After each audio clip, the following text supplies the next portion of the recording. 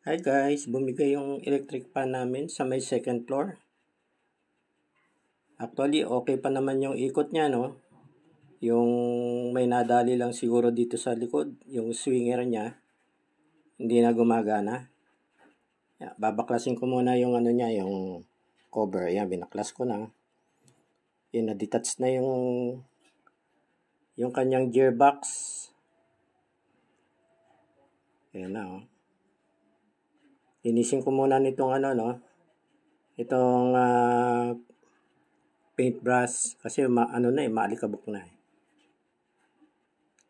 Yan, pati itong gearbox. Yan. Okay.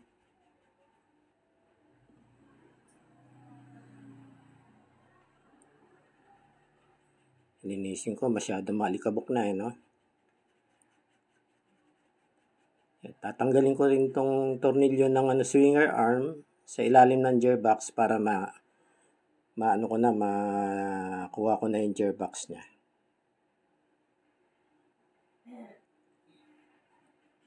Yan, ayun. Ayan na siya, oh. Mukhang naputol yung mounting plate niya, no? Yung sa bracket, ayan, oh. Naputol siya, naiwan doon sa assembly. Ayan, tinanggal ko na. Yan, naka-L yan eh. Naka-L both side.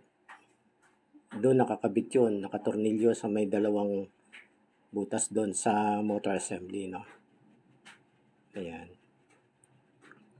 Yan, chinek ko naman yung yung ikot niya. Okay naman ikot niya, walang problema, no?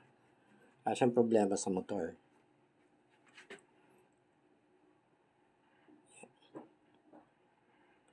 Yan, oh, maganda naman ang ikot eh. Ayan, ito, bumili na ako ng No More Nails adhesive para pandikit, no? Sa Shopee, ayan. ₱58 yan, guys. Tingnan ko muna yung loob, no? Kung yan, kulay puti. Ayos pa naman. Balik ko lang yung takip niya.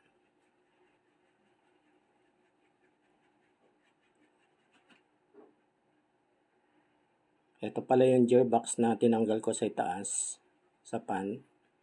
Yan, ganyan yung itsura niya. Nakabili na ako ng pyesa. Yan, actually, dalawa yung nire-repair ko, no? Isang Asahi, ito. Nakabili na ako ng part ng Asahi. Gearbox din ang problema. Yan. Pero dito sa TDK, yan, sa TDK, wala talaga akong mabili, no? Sa local store. So, dinikit ko na lang muna. So, yung joint niya, dinikit ko muna ng mighty band. Tapos, sinuportahan ko ng No More Nails na adhesive. Mukhang matibay-tibay naman siya, no? At least magagamit pa siya habang naghahanap ako ng parts. Assembly kasi yan. Kakaiba yung niya, yung gearbox niya eh. Ayan, yung pinandikit ko, pinasupport ko. Ito, ina-assemble ko na yung pan. Kinabit ko yung grill niya sa likod. Actually, binaklas ko na rin, no, para malinis ko siya. Malinis na yan. Yung yan. Pag-higpit niyan, clockwise. Yan. Okay.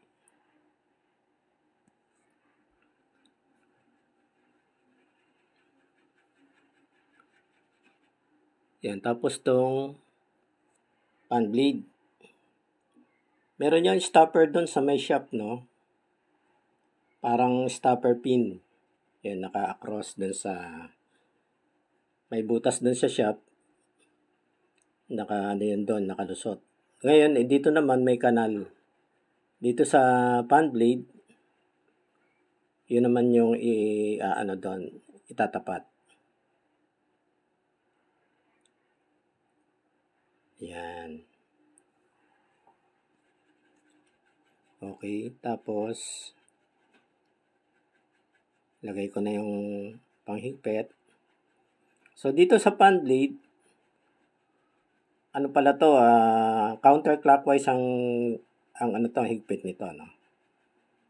Yan, counterclockwise siya. Okay.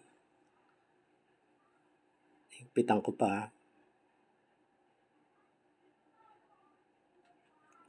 Tapos ito na, yung gearbox. May 2 tornilyo yan, no? Kabila.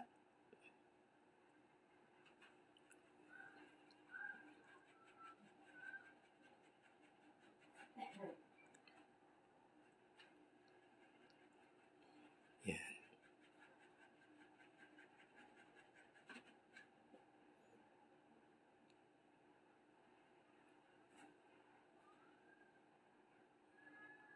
Higpitan ko na.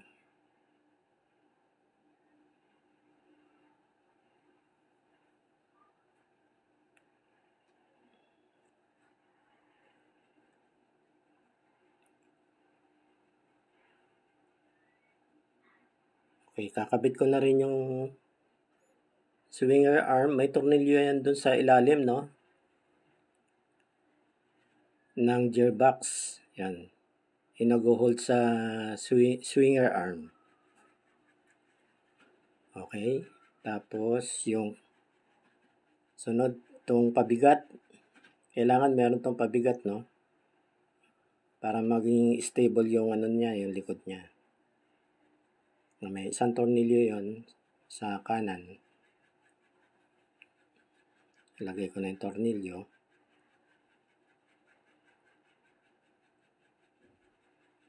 Yan.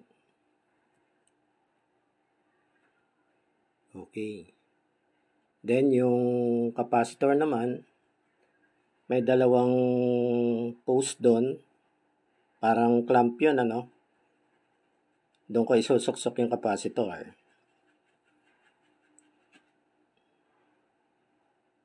Yan. Isusuksok lang doon. Maiipit na siya ng 2 post doon. Yung clamp. Parang clamp siya. Yan. Okay. Then, lalagay ko na yung likod. Ayan, yung nag-hold sa capacitor, no? Yan, ilalagay ko na yung 2 likod. Medyo wala na rin akong tornilyo, no? Improvise na lang din tong tornilyo niya.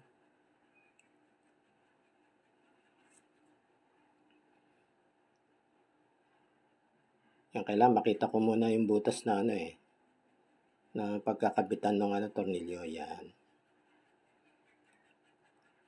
Yan, pag nakita ko na ilulusot ko na yung tornilyo, yun, lusot na siya.